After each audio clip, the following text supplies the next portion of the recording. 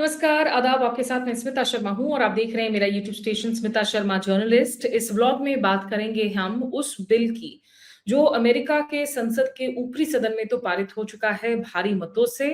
अब उसका पारित होना बाकी है निचले सदन यानी कि हाउस ऑफ रिप्रेजेंटेटिव्स में, जिसके बाद अगर ये कानून का स्वरूप ले लेता है तो भारत की मुसीबतें काफी ज्यादा बढ़ सकती हैं। दरअसल इस बिल का नाम है Lindsey O Graham sanctioning Russia and Iran act of 2026।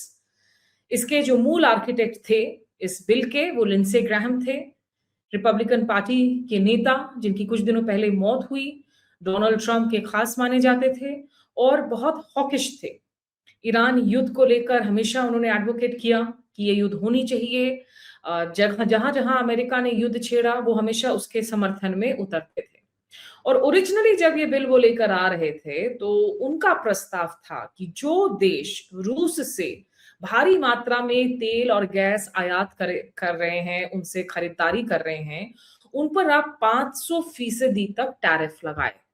हालांकि इस बिल के स्वरूप को कुछ बदला गया और जो मौजूदा स्वरूप है जिसमें को स्पॉन्सर जो डेमोक्रेट पार्टी है यानी कि विपक्षी दल है, उनके नेता रिचर्ड ब्लूमेंथल है। और इस बदले हुए स्वरूप में लिंडसे ग्राहम की मौत जो 11 जुलाई को हुई उसके बाद जो ये स्वरूप लाया गया है, इसमें कहा गया है कि डोनाल्ड ट्रंप बतौर राष्ट्रपति 100% तक टैरिफ लगा सकते हैं ऐसे मुल्कों पर जो सबसे ज्यादा मात्रा में तेल और गैस खरीद रहे हैं रूस से। और यहीं पर पेच फंस जाता है भारत के लिए, क्योंकि चीन के बाद भारत दूसरा सबसे बड़ा खरीदार है आज की तारीख में जहां तक रशियन ऑयल और गैस का सवाल है। और 2022 में जब रूस ने यूक्रेन पर हमला किया उसके बाद तो भारत ने काफी ज्यादा तादाद में डिस्काउंटेड कीमतों पर तेल और गैस खरीदे। ये और बात है कि अगर हम घरेलू रूप से देखें तो ऐसा नहीं था कि भारत के कंज्यूमर्स को तेल या डीजल की कीमतों में कोई बहुत ज्यादा फर्क नजर आया, कोई फायदा हुआ। लेकिन ये सवाल भी उठाया गया कि जो हमारी पब्लिक जो पेट्रोल कंपनियां हैं जो ये खरीद रही थी, आयात कर रही थी, वो इसको रिफाइन करके वापस से थर्ड कंट्रीज को एक्सपोर्ट कर रही थी। तो ऐसा नहीं है कि बहुत स्ट्रेटेजिक रिजर्व्स भी हमारे ऑयल के बनाए गए इस खरीदारी के जरिए। लेकिन अब इस बिल में कुछ जो चीजें जो मेन पॉइंट्स हैं उनके बारे में आपको बताती हूँ। एक तो देखिए, इसमें ईरान पर और ज्यादा प्रतिबंध लगाने की बात है। ईरान में जो प्रतिबंध आपका उन 1996 वाला जो बिल था, अब कहा जा रहा है कि 2031 तक हम प्रतिबंध लगाए रखेंगे, क्योंकि युद्ध में जो है किसी तरीके से कोई समाधान निकल नहीं रहा है। डोनाल्ड ट्रंप बुरी तरीके से फंसे हुए हैं। ईरान ने अमेरिकी बेसिस को खदेड़ दिया है। वहां अमेरिका कि जिस तरीके से सिक्योरिटी अम्ब्रेला में जो छेद नजर आ रहे हैं उसकी वजह से आप देख रहे हैं कि कैसे सऊदी, तुर्की, पाकिस्तान एक साथ आ रहे हैं, अपनी एक इस्लामिक एक सुन्नी नेटो अलायंस बना रहे हैं। उसके बारे में हमने आपको जानकारी दी है आज दोपहर में, लाइव सेक्शन में जाकर आप उस वीडियो को देख सकते हैं।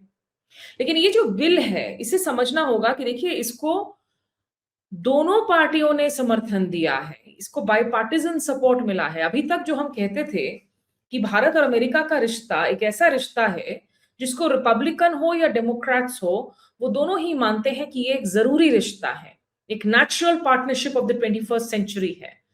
तो वहीं पर एक ऐसे मूव को समर्थन मिला है जो भारत के हितों के खिलाफ जा सकता है। 86 वोट ऊपरी सदन में पड़े हैं इस बिल के समर्थन में। 11 वो सांसद हैं जिन्होंने कहा कि हम इससे इत्तेफाक नहीं रखते हैं, इससे जरूरी रिश्तों में दरारें आएंगी भारत के साथ में। देखिए, अब ऑलरेडी अमेरिका की तरफ से डोनाल्ड ट्रंप जब से उनका दूसरा कार्यकाल शुरू हुआ, उन्होंने दुनिया के तमाम देशों पर टैरिफ लगाए। अब टैरिफ बाद में भारत पर और अतिरिक्त लगा दिए ये कहते हुए कि आप रूस से तेल गैस खरीद रहे हो।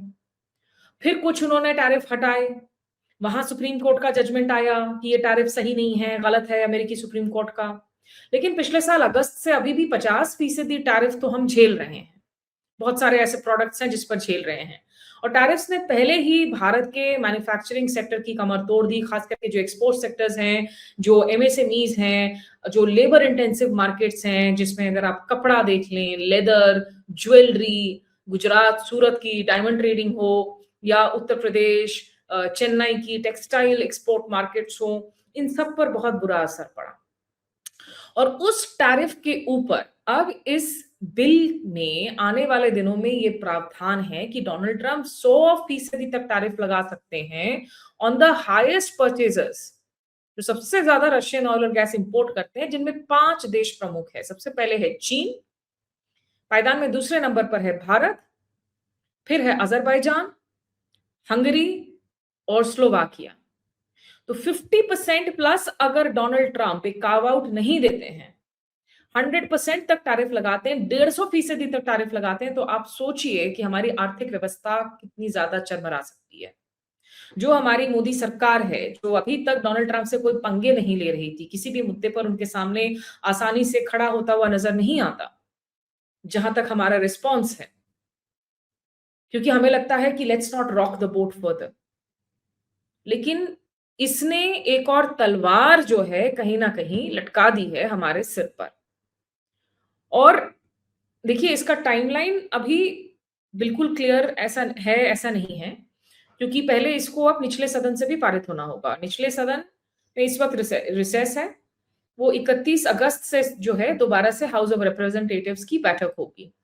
उसके बाद इस बिल को यहां लाना होगा। लेकिन सेनेट में जिस तरीके से रिपब्लिकन और डेमोक्रेट्स एक साथ आए इस पर इतनी भारी मतों से वोट करने के लिए, मुमकिन है कि ये निचले सदन से भी पारित हो जाए, क्योंकि निचले सदन का स्वरूप हो सकता है मध्यावधि चुनावों के बाद जाकर बदले, नवंबर में, जहां ये आकलन है कि डोनाल्ड ट्रंप बहुत सीटों को खो देंगे।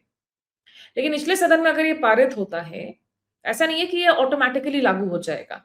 ये डोनाल्ड ट्रंप के डिस्क्रेशन पर है कि डोनाल्ड ट्रंप कब ये टैरिफ किस देश पर लगाना चाहें, क्योंकि इसमें आर्गुमेंट यही दिया जा रहा है कि रूस जो पैसे कमा रहा है तेल बेचकर, गैस बेचकर, चीन, भारत जैसे देशों को, वही पैसा लगातार इस्तेमाल हो रहा है रण क्षेत्र में, युद्ध क्षेत्र में, और तभी यूक्रेन का जो युद्ध है वो लगातार जारी है, वो खत्म नहीं हो रहा है।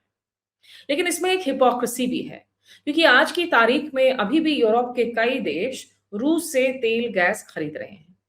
और ये बात भी कही जा रही है कि हो सकता है डोनाल्ड ट्रंप खुद अपने इस पावर का इस्तेमाल करते हुए कुछ रिलीफ दे कुछ देशों को, जो एक तय संख्या से कम मात्रा में खरीद रहे हैं, बेसिकली ताकि यूरोप के इन देशों पर कोई हमला ना हो, इस तरह का टैरिफ अटैक ना हो, तो उनको एक कार्व आउट देंगे। लेकिन क्या भारत को देंगे? ऑलरेडी नरेंद्र मोदी और डोनाल्ड ट्रंप के बीच में रिश्तों में जो तल्खियां आई हैं वो हम देख रहे हैं। भारत और अमेरिका के बीच में कहीं टैरिफ का मसला, कहीं ऑपरेशन सिंदूर में डोनाल्ड ट्रंप लगातार श्रेय लेते रहे कि उन्होंने संघर्ष विराम करवाया भारत और पाकिस्तान के बीच में, जबकि भारत ने कहा कि कोई संघर्ष विराम तो हमने किया नहीं है, सेसेशन ऑफ हॉस्टिलिटीज है और हमने अपनी शर्तों पर की है। तो लगातार इस रिश्ते में इतनी ज्यादा वॉलेटिलिटी नजर आ रही है। पिछले दिनों जब नरेंद्र मोदी की मुलाकात हुई थी डोनाल्ड ट्रंप से, तो उन्होंने वो मसला भी उठाया था कि कैसे अमेरिकी सेंटकॉम के हमले में भारतीय नाविकों की जान गई है। लेकिन वो भी बहुत डायरेक्टली नहीं, थोड़ा घुमा फिरा कर कहा था कि हॉर्मुज स्ट्रेट में नाविकों की जान की सुरक्षा तमाम जो स्टेक होल्डर्स हैं, अमेरिका से लेकर ईरान तक, उनकी जिम्मेदारी बनती है। अमेरिका ने आइरिस डेना को उड़ा दिया, जो ईरानी शिप हमारे स्ट्रेटेजिक वाटर्स में, यानी कि इंडियन ओशन रीजन में, जो जहाज दरअसल विशाखापट्टनम में मौजूद थी, क्योंकि हमने न्योता दिया था आकर एक मल्टी नेवल एक्सरसाइज में शिरकत करने के लिए, और वापसी में उसे अमेरिकी पनडुब्बी ने उड़ाया। और उसके लिए कोई माफी वगैरह नहीं मांगी गई, बल्कि बहुत सीना ठोक कर दिखाया गया।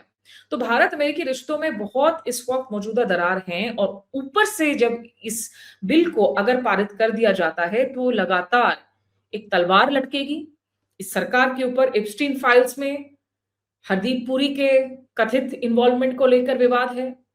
इस सरकार में लगातार आरोप लग रहा है कि आप अदानी को बचाने के लिए अमेरिकी सिस्टम को आप घूस दे रहे हैं, ब्राइब कर रहे हैं।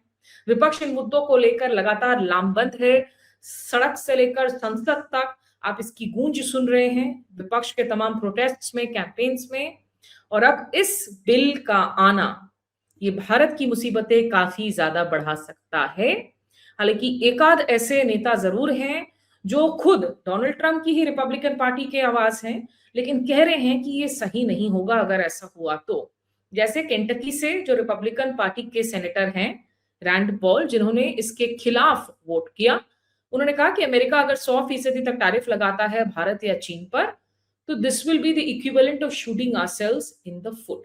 सुन लीजिए क्या कहा रैंड पॉल ने। Imposing a 100% tariff on all goods imported from countries like China and India is the economic equivalent of shooting ourselves in the foot. Middle and low-income Americans enjoy a higher quality of life when they have more purchasing power for everyday necessities. Recent tariffs are estimated to have already cost the average. बहरहाल अब ये देखना होगा कि ये bill कब तक कानून का स्वरूप लेता है, निचली सदन से आराम से पारित हो जाता है या नहीं, या भारत अपनी बात को रख सकता है विथ जो लॉ मेकर्स हैं अमेरिका के। हमारे यहाँ पर तो हम लॉबिंग नहीं करते, लेकिन अमेरिका में लॉबिंग बहुत सक्रिय रूप से होती है। क्या भारत अपने पक्ष को नहीं रख पा रहा है? भारत पर ये जो दबाव बनाया जा रहा है, भारत ने हमेशा यही कहा है कि हम अपनी राष्ट्रीय हित के हिसाब से तय करेंगे कि किससे हमको कितना तेल और गैस खरीदना है, ये हमको कोई और डिक्टेट नहीं कर सकता है।